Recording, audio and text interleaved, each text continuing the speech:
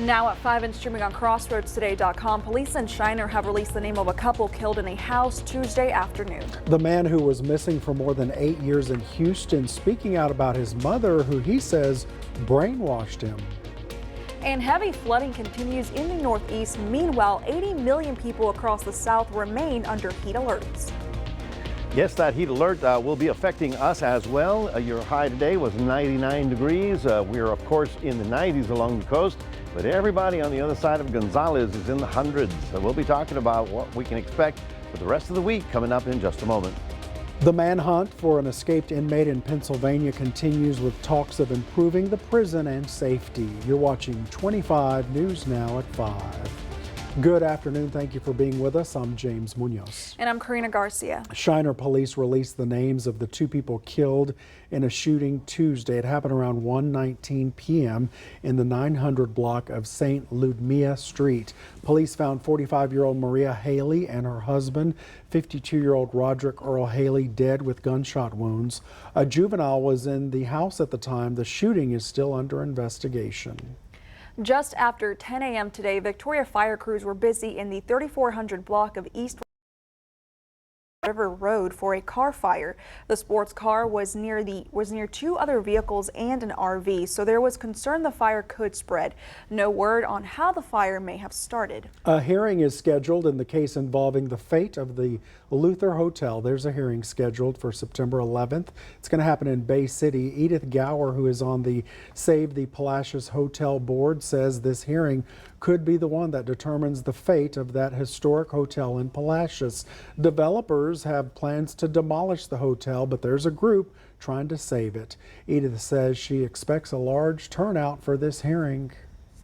Lavaca County is now under a 90-day burn ban. Lavaca County commissioners approved the ban Tuesday morning. All outdoor burning is banned in the unincorporated area of the county. This burn ban recommended by the Lavaca County Fire Chiefs Association. Now, the National Weather Service issues excessive heat warnings for 3 area counties. DeWitt and Lavaca counties under excessive heat warnings until 9 o'clock Tuesday night. The National Weather Service says heat index values up to 114 degrees are expected.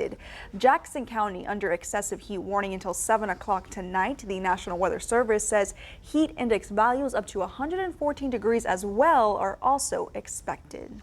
Now, we take calls every day in the newsroom, and recently one of our viewers called concerned about the possible dangers that come with walking pets in this heat, seeing as pavements can quickly become too hot. Another viewer mentioned she gives Postal Service workers and other outdoor workers who are outside water. Here's your viewer poll this afternoon. Scan the QR code right there on your screen to participate. Have you helped a neighbor or pet in this heat? Yes or no?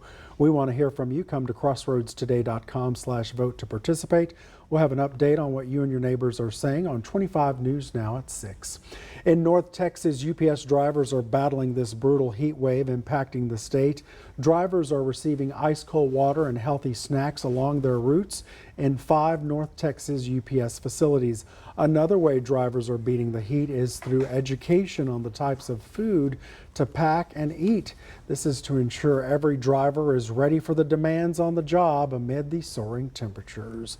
Mac always has a good tip. Mac, what's your tip today? Ice cream. Ice cream is a good tip. No, I think that's great that you mentioned that story. But some people are helping the people that have to be outdoors with water and a little bit of kindness. I think we all need to be kind to each other, because can you imagine having to deal with all this heat? Now, while it's absolutely clear over our area, there's a couple of little thunderstorms in Shreveport and one up here in Oklahoma City. Is there any change on the horizon? Well, I think you can probably do that forecast, and we'll talk about it coming up in a moment. Back to you. Thank you, Mac. Now on to the latest on that severe weather impacting millions of people across the country. More flooding impacted the Northeast Tuesday. And meanwhile, 80 million people from Florida to California remain under heat alerts. Search and rescue efforts still underway in Vermont. Water crews rushing to save lives after catastrophic flooding from torrential rain. Some residents trapped, more than 100 people rescued. Roadways wiped out, homes destroyed. We can't get to our house. The road's totally gone. Officials in the capital city saying it's still too dangerous to get some people out. The devastation and flooding we're experiencing across Vermont is historic. and catastrophic. Kevin and Mary O'Donnell evacuated their home, checking into a hotel, only for the floodwaters to rise there. Swift Water Rescue were going up and down asking people if they needed to leave. They came back and said, "You want to leave now? We'll come get you." So we decided to get out of there. The waters have begun receding. Meanwhile, extreme heat scorching millions of Americans. Phoenix now in its 12th straight day of temperatures at or above 110 degrees. It sneaks up on you, so trying to be prepared and stay hydrated before it gets to that point. The intense temperatures also hitting the south from Texas to Florida. It's hot, man. It's quite hot. Meanwhile, back here in the Northeast, even more rain is expected Thursday, which will likely impact some of the same areas that have already been hit hard. Rena Roy, ABC News, New York. A young man in Houston says his mother brainwashed him into supporting the idea and lie he was missing for 8 years. Rudy Fadia says his mother convinced him he'd get into trouble if he didn't go along with the lie about being missing. Fadias was reported missing when he was 17. During the 8 years, he says he rarely left their house other than to go to work with his mom. An officer had pulled him over once while he was driving his mom's car, but he was told to use a fake name. An activist made serious allegations last week saying Fadias told him and HPD investigators his mother sexually assaulted him. Fadias has said he was never sexually assaulted. The DA's office has asked for more investigation.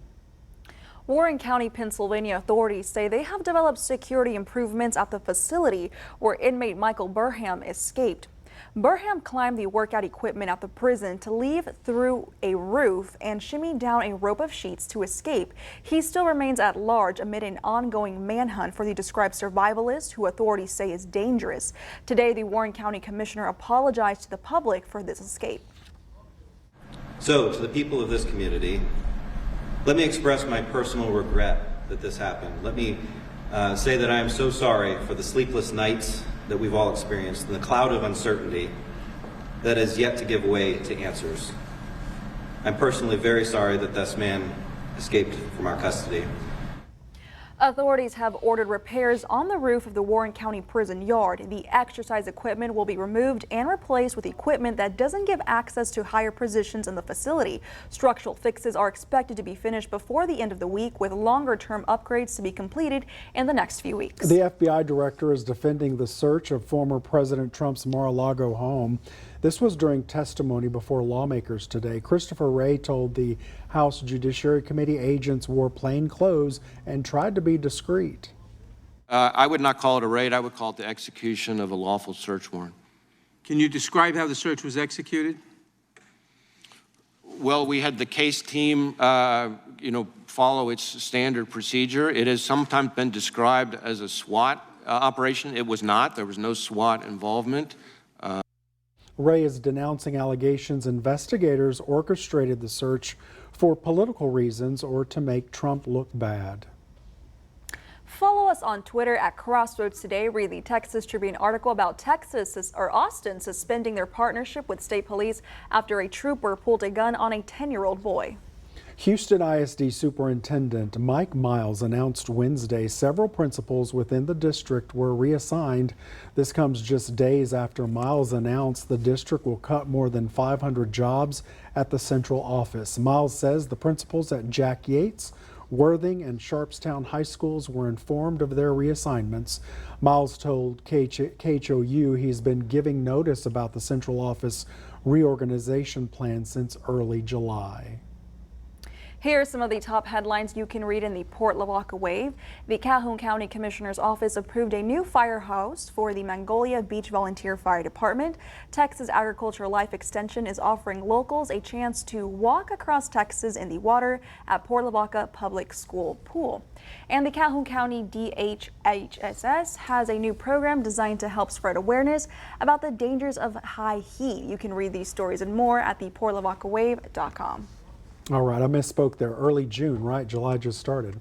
For more on today's news stories, come to crossroadstoday.com. Read about more state and federal transportation funding headed to the crossroads. That's under news. And remember our YouTube channel. Subscribe, Crossroads Today News. Hit the like button and click on the notification bell. Stay with us. Straight ahead on 25 News Now at 5. In Illinois, 3 people are dead and 14 other people are hurt in a crash between a Greyhound passenger bus and 3 commercial motor vehicles. Also ahead, the White House National Security Advisor made remarks on why the U.S. isn't ready to admit Ukraine into NATO. Fentanyl crisis, unmasking the deadly wave. Join 25 News Now weekend anchor Adam Seibel for a 25 News Now Extra, Thursday, July 13th at 10 p.m. We focus on the alarming rise of the deadly drug fentanyl. What you know about fentanyl is probably maybe 10% of the reality. Fentanyl is easy to make and cheap to get, and it has flooded communities across the United States, leaving a trail of devastation in its wake. Don't miss this eye-opening extra that could save lives.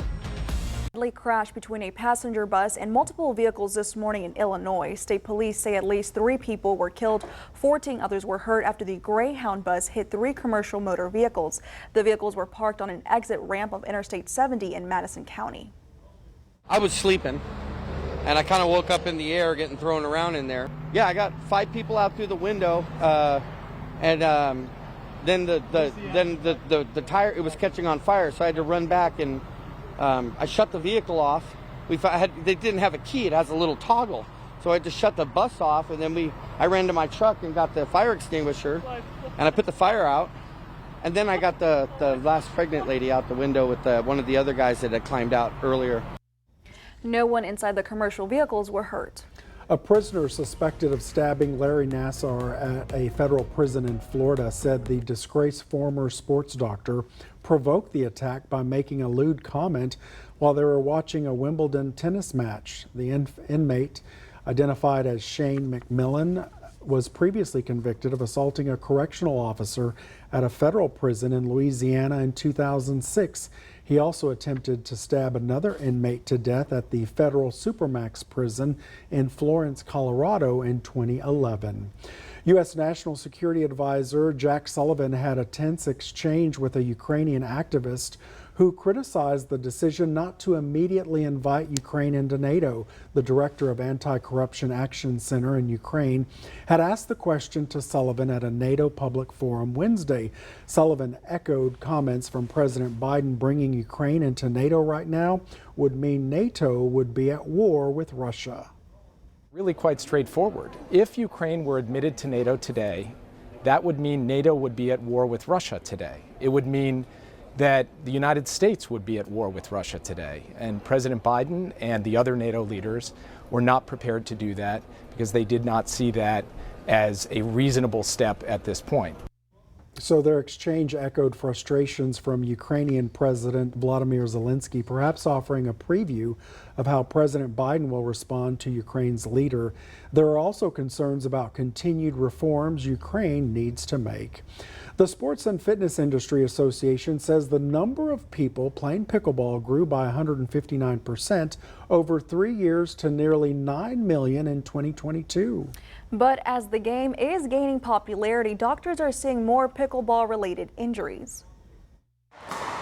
For Robin Murray, pickleball isn't just a sport. It's a way for this retiree to stay social. You get to run around and hit the ball and play with people. But the game has taken a toll on her body. She says her first pickleball injury to her foot was a result of playing too much. I would play every day, and it's so, in a good way, addictive that people just play until they're ready to drop. She says she later tore a meniscus in her knee and had tendonitis in a bicep from playing so much pickleball. Doctors say the sport is a great way to stay active, but it's not without some risk. In the U.S. this year, analysts estimate there will be around 67,000 emergency room visits, 366,000 outpatient visits, and 9,000 outpatient surgeries related to pickleball injuries. On a daily basis, we see a couple of people that are getting injured in pickleball. Dr. Luis Gondara with Orlando Health says most of his pickleball injured patients are seniors.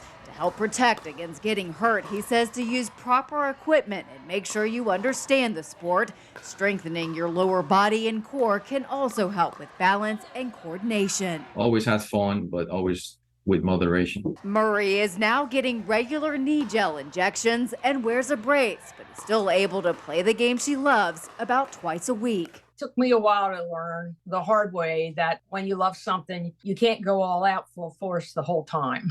For Health Minute, I'm Mandy Gaither.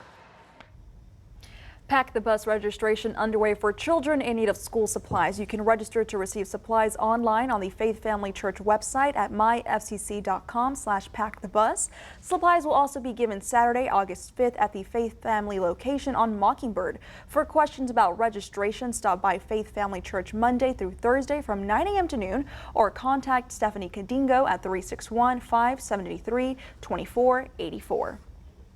And here are some of the top headlines you can read in the Cuero Record. DeWitt County 4-H'ers excel at state competition. And Victory Family Church welcomes new pastors. Plus, local queer youngsters star in the 4th of July parade. You can read these stories and more at DeWittCountyToday.com. Well, good afternoon, everyone. Looks positively delightful in our live picture in Cuero with wall-to-wall sunshine again today. Your current temperature is down to 95. Because it was up to 99 just a couple hours ago. We'll be talking about the hot weather facts coming up in a moment. Stay tuned. We'll be right back with more 25 News Now after this. Good afternoon, everyone. There it is. We made it only up to 99. We didn't get to 100. We got to try harder. Oh, maybe we shouldn't. Anyway, 99 was our high this afternoon, right at about 3 o'clock. 80 was as cool as it got last night. Of course, we're not at the record level there, but we don't really want to be. It's just more this continuous string of days that are going to be just on the brutal side. Again, you know, along the coast, because we've got more humidity in the air, the temperature is usually a little bit lower. But I'll tell you, on the other side of Gonzales, up to San Antonio and all the way to El Paso, they're in the hundreds today. You can see right about there. These are the observed highs. So we're looking at 104 in Austin, 105 in Waco, and 102 in Amarillo, and it just gets like that. So some of you are planning summer vacations where you're going to be driving to Disneyland. You're going to be dealing with all this incredible heat, and what we used to do is leave early in the morning and take a break in the afternoon and not cross the desert at the hottest part of the day. You're looking at forecast highs, so we're looking at about 98, 99 again tomorrow with no real relief in sight. Again, as I've mentioned, the bubble of high pressure is just so intense over us that it is not going to be budging for at least 2 weeks. Yeah, a couple of little nice showers in Shreveport, and New Mexico is still having a few little afternoon showers. It's part of the monsoon season, and they're not complaining, but they're going to be in on the heat as well. Weather hazards, well, we've got the heat advisories up for us for, pardon me, for tomorrow, today and tomorrow. And the heat advisories go all the way up into Kansas and Nebraska. Now, as I mentioned earlier, this heat wave number 2 is going to be wider and longer than the last one. The last one was just Texas. Now this one, like I said, we're looking at heat, 110-degree temperatures, Central Valley of California, same thing in Amarillo, all the way even out to Florida. Now, fishermen, I got something for you. Pay attention in a second. Heat dome is going to be in control through maybe, I don't know, the month.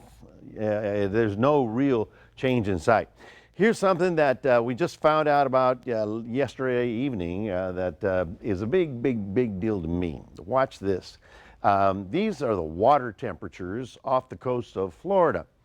90-degree water in Key West is really bad news. 88, 89-degree water all around Florida when it's supposed to be, low 80s. This is a bad sign. Now, this is a map that came from the University of Miami, and right about here, I wanted you to see these purples. These are 90-degree temperatures. So the water is ridiculously warm off the coast. From that map, I can tell you 3 things. Fish kills, algae blooms, and bleaching of the incredible reefs that they have over there, because that just temperature is not supposed to be there. But that's part of what the world we're living in right about now. We have Calvin over here. Calvin's going away out to Hawaii. No major problems as far as we're concerned. For those of you in Port Lavaca, getting up at 84 and a high of 94. For those of you in Cuero, we're starting at 81. Lots of sun, another 99. And for everybody else, we're looking for Victoria to be about 98 tomorrow. And then, believe it or not, Monday, Tuesday, Wednesday may be just a tad warmer because of the pressure sort of shifting around on us. So whatever you've done to survive this summer so far, we just got to keep doing it. That's your 7-day forecast.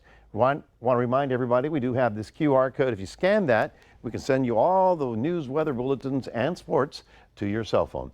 That's it from now. Right, we'll toss it back to James and Karina. Mac, thank you so much. Coming up next on 25 News Now at 5, we'll take a look at your stocks. Plus, U.S. inflation cooled in June for the 12th straight month.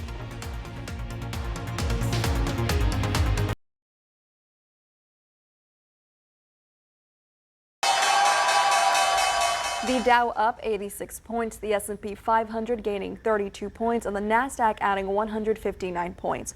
Oil up 92 cents, closing at $75.75 a barrel.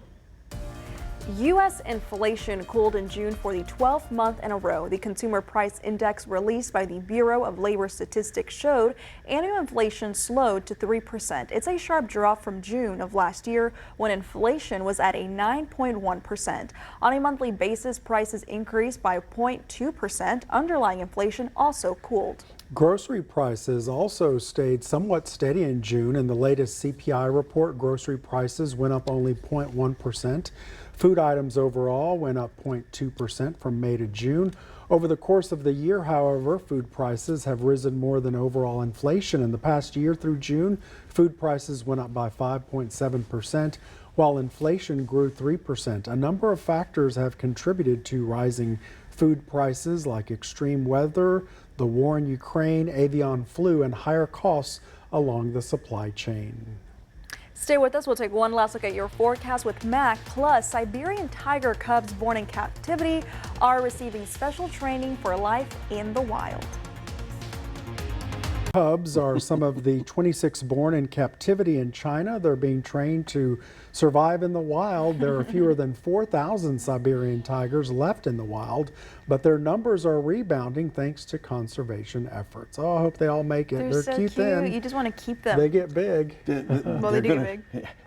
They'll be huge. I They'll be know, but they look pounds. so harmless No, there, like as, little kitties. As babies, absolutely adorable. Right? Absolutely adorable. Well, folks, we've got to, basically talk about the hot weather, and we need to find ways to around all this.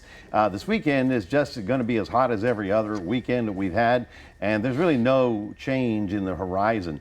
Now, 2 weeks from now, there might be a little bit of a change, but whatever we've been doing, let's keep doing it. And I like what you did at the beginning of the show. If you see a mailman or a postman or a police officer, a little bottle of water, hey, help the guys out. Thank you, Mac. Thank you for being with us. We'll see you back here tonight for 25 News Now at 6.